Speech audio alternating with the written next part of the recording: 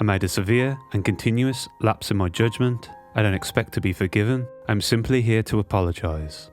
Yellow proxies. A few days ago I made a video taking down what I believed at the time to be the biggest tyrant in the gacha space. He goes by the name of none other than Flamingo. Upon reflection, I believe I made a big mistake in stating that he's dumb and a grifter, because after watching his response, it became very apparent that only one of these is true. I believe he may well be the first and only AI-generated voice in the community that reaches the lowest depths of Antarctic temperature IQ. As my mother always told me, make sure to have fun at school today, but stay away from the special needs kids. And like what any good kid would do, I would listen to my mummy and bully the other kids, but never, and I mean never, would I pick on a window licker.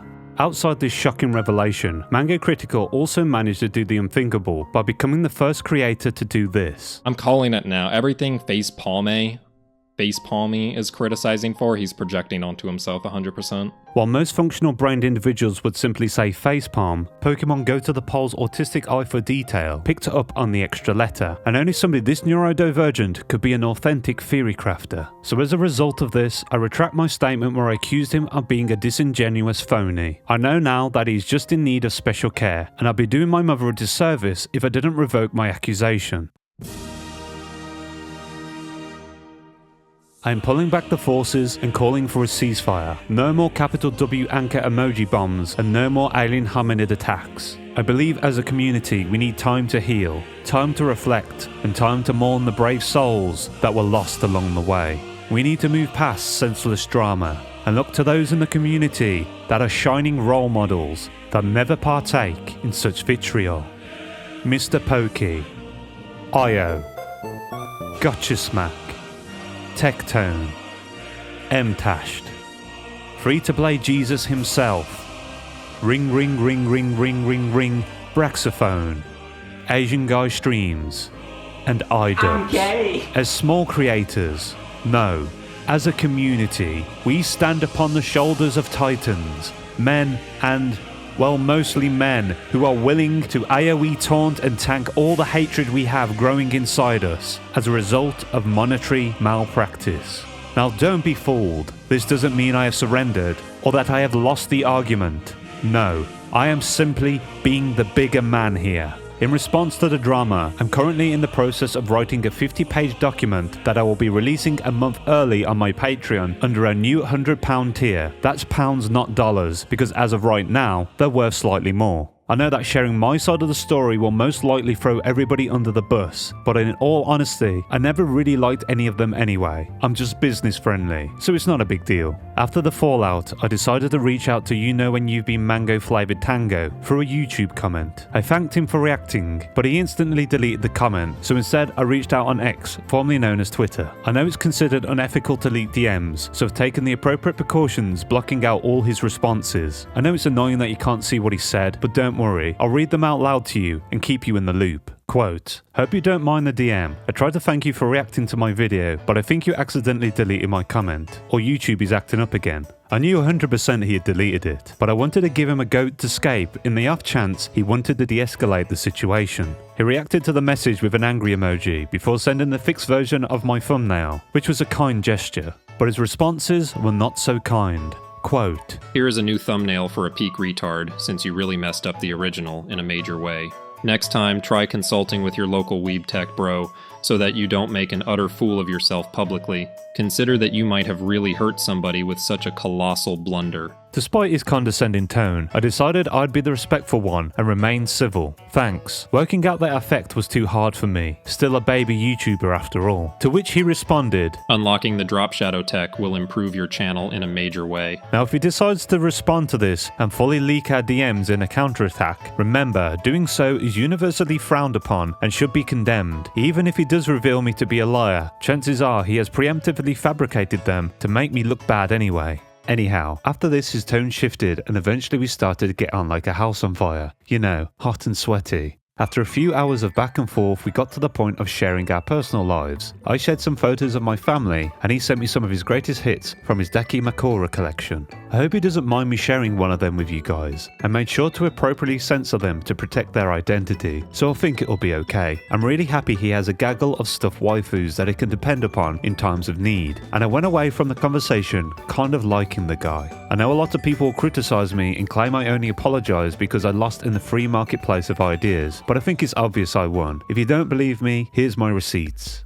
Exhibit 1. If you look at his comment section, you can see all the craters left behind from my relentless artillery strikes, whereas all he managed to do was narrowly graze my ear with a volley of badly aimed shots, because it didn't factor in the wind. Exhibit 2. A defector from his side left a comment intelligently pointing out that Grim Fandango admitted that he's a bottom beta and a lolicon. If that isn't taking a galactic size L, I don't know what is. Do I like small anime mobile gaming characters, everyone? Do I really? Like, I just like, let me think. I just like Silverwolf and Sparkle and QQ and Qingyi and HS50 and PPK and Freerin and Taiga and Lucy. Exhibit 3. Lootbox.ug still remains an untrustworthy Ugandan gambling site, leaving an Amber Heard-sized stain on his reputation. But if they're ever in the market to expand their profit margins, they know where to find me. Exhibit 4. Here is a public poll he created himself for his troops to engage with. As you can see, Officer Kate Buffet came out on top, 2-1. If that doesn't scream defeat, I don't know what does. Exhibit 5. Cypherigno admitted live on stream that he doesn't read his comments, I don't read my comments ever. explicitly stating he doesn't care about those who support him on the front lines. And finally, Exhibit 6. He confessed to silencing dissenting opinions. Don't do whatever you want. I don't support that. If you follow me, you're not allowed to do whatever you want. If you do whatever you want, you're banned from the chat, honestly. Yeah, okay, I'm banning that guy. Where is that guy? I'll ban him later. For somebody who's all about a free marketplace of ideas, this comes off as utterly hypocritical, showing his inability to stick to any form of principle. Now, unlike Mouldy Dango, I waste my time reading all my comments and responding where I can. So to show my solidarity for those who fought against me, I will do what he refuses to do for you and respond to your comments. Bro got destroyed by Fax in a major way. Yeah, I agree. Django Fett really did do a backflip into the Sarlacc pit this time. He cooked you, I'm afraid. I don't believe I did. I mean, I'm not really a cannibalistic type of guy, and if I were ever to indulge, I think I'd prefer taking it raw. I mean, yeah, this guy Facepalme couldn't argue with the math, which means he's not a respectable theory crafter. Number 1 is Facepalme, as William Dago accurately demonstrated. Facepalme. Number 2, the difference between me and Vincent van Gogh is I don't play games to do math. If I did, I'd be maining Scrabble by now. And number 3, I don't really like math anyway. I believe it's an invention created by the patriarchy to keep the hard-working womenfolk down and squashed under the sheer tonnage of the glass ceiling. And the only way to move forward with our society is to just admit that 2 + 2 = 5. This is a really poor reaction to valid and honest criticism.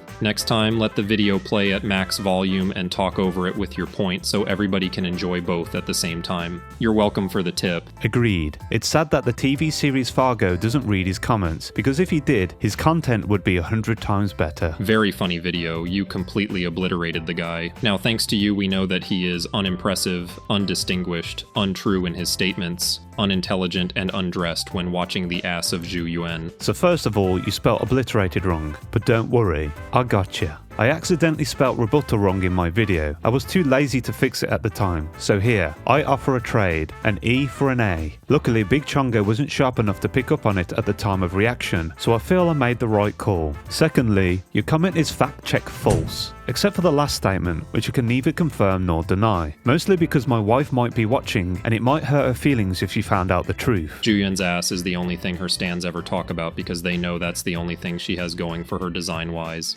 Ellen Joe, the overpowered hoe, clears. I will admit, Ellen Jo gets a 10 out of 10 for being a maid, but then she instantly loses those 10 points for being an underage schoolgirl. I would make a comment about how her rear end is as flat as an iron board and she only gets away with it because of the massive shark tail concealing it, but I don't think it's appropriate to talk about that considering the low level of decay inflicted on her radioactive carbon isotopes. Not trying to defend him, but 1725, she can't block bullets because she's a gun user. 1812, Zhu Yuan is like, we're gonna jump, and Qingyi nods. Let's do it. Zhu looks scared because she's a human with feeling while Qingyi is a robot.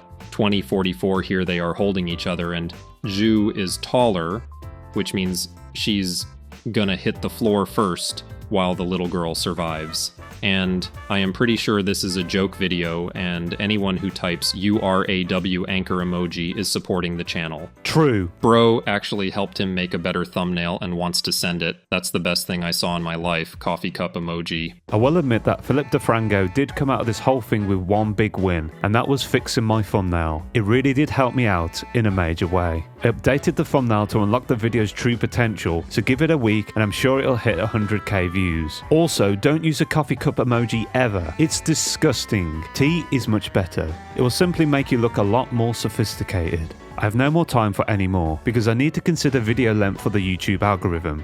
So to the 2 million subscribers of There was something in the air that night. The stars so bright.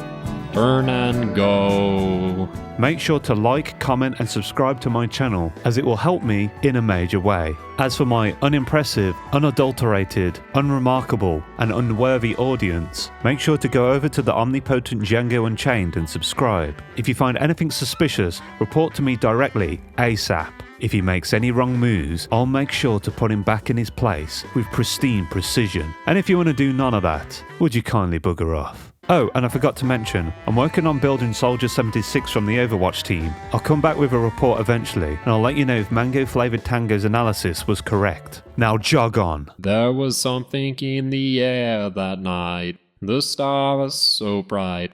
Turn and go.